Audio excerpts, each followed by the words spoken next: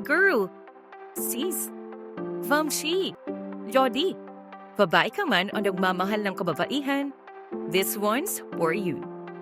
Alam mo ba na may isang batas na tumitiyak ng pantay na karapatan at proteksyon para sa lahat ng kababaihan?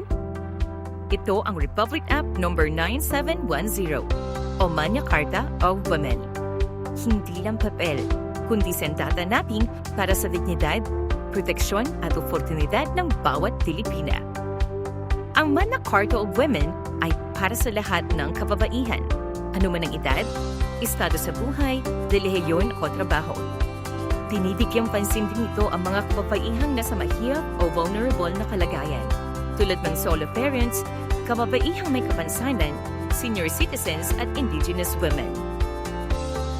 Ano nga ba ang mga pangunahing probisyon ng batas na ito? Una, pantay na oportunidad sa trabaho at edukasyon. Bawal ang diskriminasyon sa mga paaralan at opisina. Dapat patas ang sahod, benepisyo at oportunidad sa promosyon. At oo, bawal ang tanong na bakit single ka pa? O plano mo bang magkaanak sa job interview? Pangalawa, proteksyon para sa buntis at nagpapasusong ina. Dapat may maternity leave at lactation stations sa opisina at bawal tanggalin ng isang babae sa trabaho dahil lang siya ay buntis. Pangatlo, libreng serbisyong medikal at suporta para sa mga kababaihan. Kasama rito ang access sa reproductive health services, maternal care at proteksyon laban sa anumang uri ng pang-aabuso o karahasan. Pang-apat, mas malawak na partisipasyon ng kababaihan sa gobyerno. Dapat na may sapat na kinatawan ang kababaihan sa mga decision-making positions. Hindi lang pangbahay, pati pambansa.